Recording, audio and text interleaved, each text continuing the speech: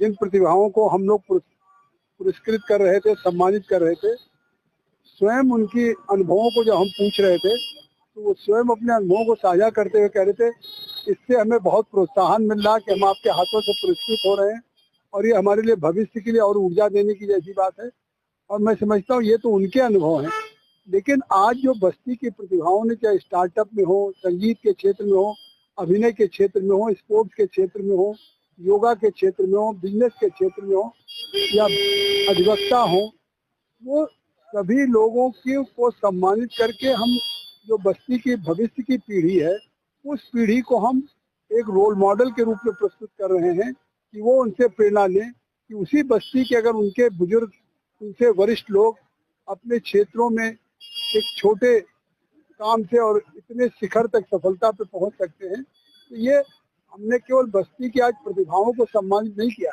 बल्कि बस्ती की भविष्य की प्रतिभाओं को और प्रेरित किया है कि वो बस्ती के इस माटी से पैदा होकर के और बस्ती की यश और कीर्ति को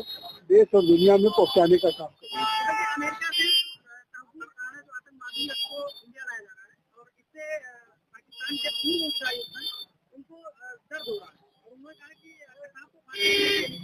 इसलिए उनको दर्द हो रहा है कि तहब्बुर राणा वो तमाम ऐसे राज खोलेगा कि जो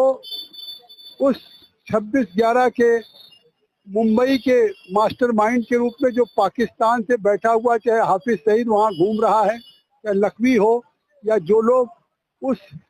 आतंकवाद की घटना के सूत्रधार हैं, ISI के लोग हैं या वहाँ के आर्मी से जुड़े हुए हैं, वो सब का पर्दाफाश होगा। और मैं तो कहता हूँ कि भारत के प्रधानमंत्री नरेंद्र मोदी जी की कितनी बड़ी कूटनीतिक सफलता है, कितनी बड़ी देश के लिए कि 16 वर्षों के बाद उन 175 बेगुनाह लोगों के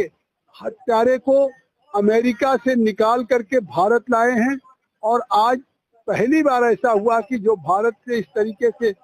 आतंकवाद हो या कोई भगोड़ा हो, उसको प्रधानमंत्री लाए। अब न्याय मिलेगा 16 वर्षों के बाद, 2009 के बाद 16 वर्षों के बाद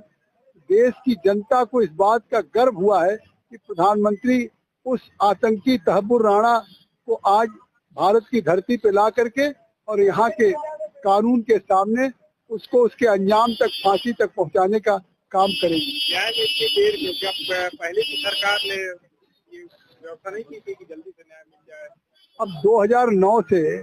2014 तक सरकार थी, अगर उन्होंने प्रत्यार्पण के लिए कोई कार्रवाई नहीं की और वो आतंकवाद की घटना करके चला गया, आखिर जब मोदी जी की सरकार भाजपा NDA की बनी, उनकी एक इच्छा शक्ति थी, संकल्प था कि हम मुंबई के उस 175 बेगुनाह लोगों को, जिस तरीके से आतंकवाद के शिकार हुए, उनके परिवार के लोग अनाथ हो गए, उनके हत्यारों को हम फांसी की सजा दिलाने में संकल्पित होंगे। तो आज उस प्रयास ने रंग लाया है कि आज तहब्बुर राणा को भारत हम ला चुके हैं।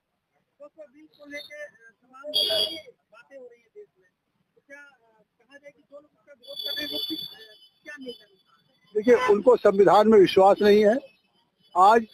जिस तरह से पार्लियामेंट के दोनों सदनों में वो कानून पारित हुआ है और उसको लेकर के चाहे जम्मू कश्मीर में उस कानून की प्रतियों को फाड़ा जाए, ये असंवैधानिक है, अनकॉन्स्टिट्यूशनल है। और उनको भारत के संविधान में अगर विश्वास है तो सुप्रीम कोर्ट में याचिका दाखिल हुई है। ये कानून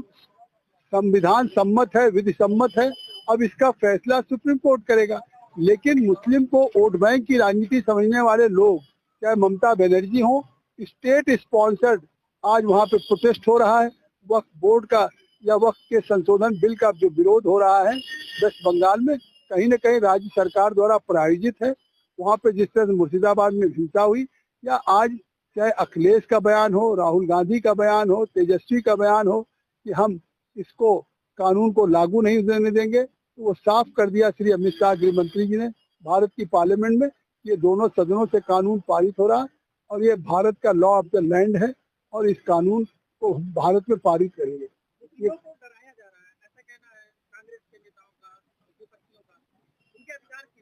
वो आज उन कांग्रेस के नेताओं से पूछना चाहता हूं जो ये कह रहे हैं, तो वो खुद उनके नेता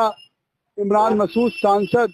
अजमेर शरीफ के सज्जादा नसीर, नसरुद्दीन सिद्दीकी को दलाल और गालियां दे रहे हैं। ये कांग्रेस पार्टी के सांसद लोग मुस्लिम धर्मगुरुओं को अपमान कर रहे हैं, गालियां दे रहे हैं और उनके खिलाफ कोई कार्रवाई राहुल गांधी नहीं कर रहे हैं, चुप्पी साधे हुए हैं, अपमान वो कर रहे हैं। और आज अमित शाह जी ने साफ कह दिया था सदन में हस्तक्षेप करते हुए कि देश में हमने सीए पास किया, क्या किसी मुसलमान की नागरिकता गई? हाँ, लेकिन रोहिंग्या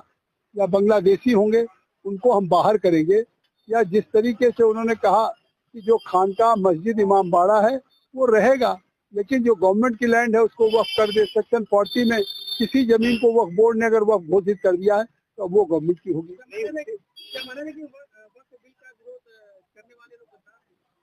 देखिए, वक्फ बोर्ड के लोग विरोध जो कर रहे हैं, अगर उनको आज संविधान में विश्वास हो, अगर आज संविधान के दोनों पार्लियामेंट से कानून बना है तो कानून बनाने की प्रक्रिया क्या है? संविधान, भारत का संविधान अधिकार देता है कि चुने हुए जनप्रतिनिधियों के द्वारा बहुमत के आधार पर कानून बनाया जाएगा। और अगर वो कानून दोनों सदनों में 12-12 घंटा चर्चा करने के बाद वो कानून पारित हुआ है, अब उस कानून का विरोध करना निश्चित तौर से ये असंवैधानिक है।